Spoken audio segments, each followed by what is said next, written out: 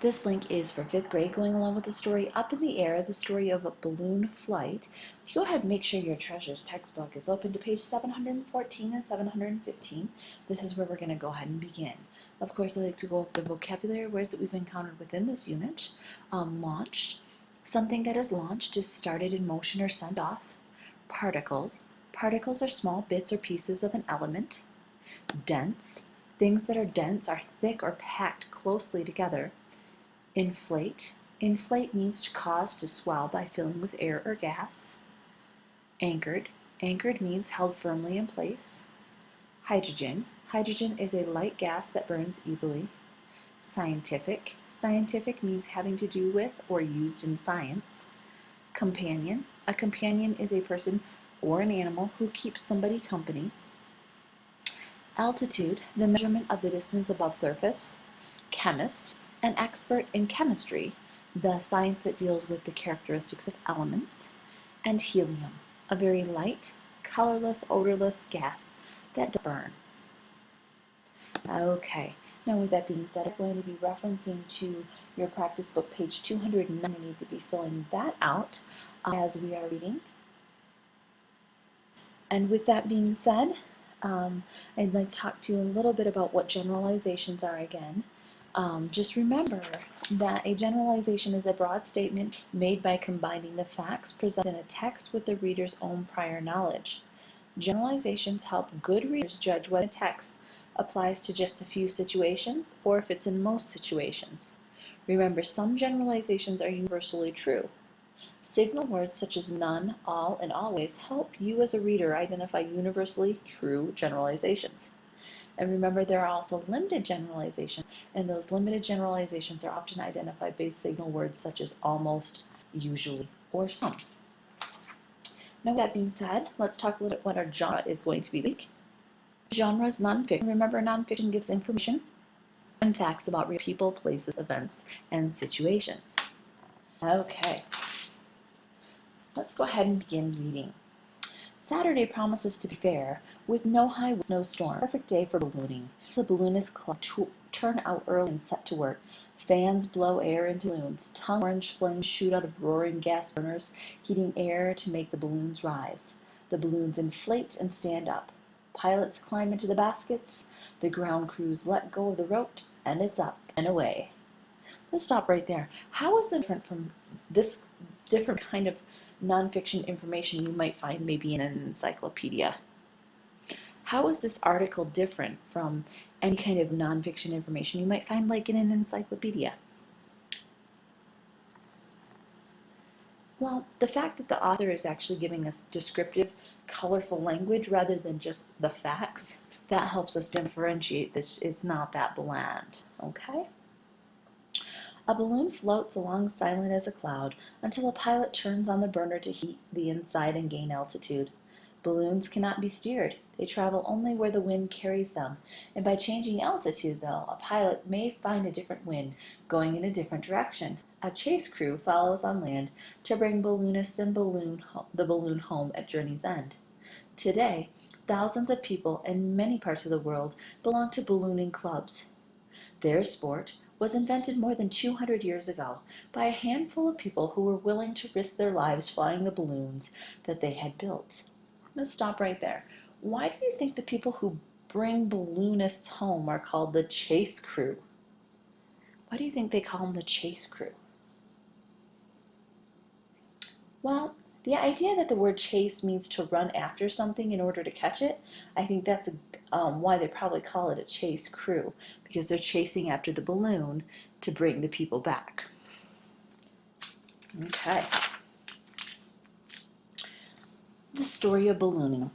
People have always dreamed of soaring like a bird or floating like a cloud. Over several hundred years, a few people thought they knew how to do this. They theorized that a certain kind of balloon might lift them up. The balloon would be lighter than the air around it, and it would float in air as a boat floats in water.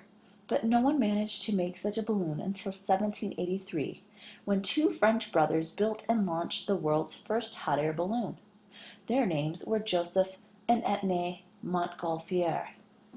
I'm going to go ahead and stop there. Do you think the generalization in the first sentence on page 719 is valid? People have always dreamed of soaring like a bird or floating like a cloud. Is this a generalization? Well, I'm going to go ahead and put this as a text, the information from the text. So people have always dreamed of soaring like a bird or floating like a cloud. Let's use our prior knowledge. Okay, do we think this is a good generalization? Is it valid is what we're asking. Well, I know that people tried to develop hot air balloons for hundreds of years. They also tried to develop airplanes and other flying machines. Okay, so this is all prior knowledge that I have. With that being said, people have always dreamed of soaring like a bird or floating like a cloud. Do you think it's a valid generalization? Well, the word always is a signal word that a generalization is universally true. The author notes that for several hundred people in 1783, hundreds of years before 1783, people tried to develop hot air balloons. So, in all reality, this generalization is probably valid. With that being said, we could say the statement is a valid generalization. Okay, let's continue to read. Right. Hot, smoky air rising from a fire had given Joseph Montgolfier an idea. Perhaps such air would make a balloon rise. Using small balloons, Joseph found that it did. And after many experiments, the brother built a balloon that was over 30 feet across and 38 feet tall. It had a wooden frame at the base and was made out of linen backed with paper. Now on June 5th of 1783, near the city of Lyons, France, the Montgolfiers built a huge fire of damp straw and wool. Hot air poured into the base of the balloon, and as a small crowd watched in amazement, the balloon stirred, swelled, and finally rose upright. 8 men were holding the balloon down. At a signal, they let go, and it rose some 6,000 feet in the air and stayed aloft for about 10 minutes, landing gently in a nearby vineyard. This was the world's first public balloon flight. A lighter-than-air balloon. Meanwhile, in Paris, Professor Jacques A.C. Charles had designed a lighter-than-air balloon. He filled his balloon with a newly discovered gas called hydrogen, which weighed much less than air. Now, on August 27th of 1783, Professor Charles launched his balloon at 5 p.m. As a crowd watched, it rose 3,000 feet and disappeared into the clouds. 45 minutes later, the balloon came down outside a village 15 miles away. The villagers, who had never heard such a thing as a balloon, thought a monster had fallen out of the sky.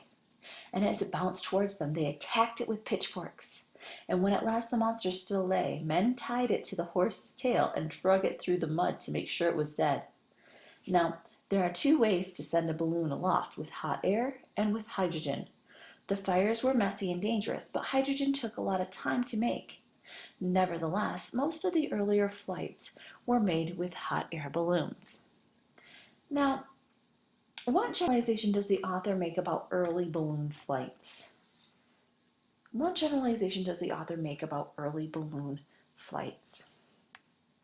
Well, the fact that fires were messy and dangerous, but hydrogen took a lot of time to make, it's important, the generalization is important to know that the early flights were made with hot air balloons, and most people would prefer a method that maybe takes less time to prepare. So that's why they continued to perfect hot air balloons. The first passenger balloons. Now, the first passengers to go up in a balloon were a trio of animals, a duck, a rooster, and a lamb.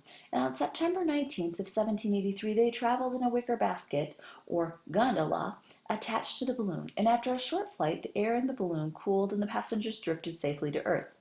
Their flight showed that it was possible to breathe while floating a few thousand feet above the earth. I'm going to go ahead and stop right there. Why were a trio of animals the first passengers to go up in a balloon? Why do you think it was a trio of animals? Well, the text kind of implies that the balloon flight was dangerous and that people did not know whether it was possible to breathe thousands of feet above the earth, living things to go up in the balloon so that people could learn more about the risks involved before them going. If it was now time for humans to risk ballooning. A daring young French chemist was the first. On October 15th of 1783, Francois Pilatre de Rosières went up 100 feet. He was anchored to the ground by a long rope called a tether. His balloon carried a big metal pan under its mouth. A fire in the pan sent hot air into the balloon, and the flight was a success. After that, de Rosières made many tethered flights to find out how much straw and wool he needed to burn for each hour he stayed in the air. By November 21st, de Rosières was ready to make the first untethered flight. A huge crowd gathered to watch. The giant balloon filled, and at 1:54 p.m., de Rosières and a companion were up, and away.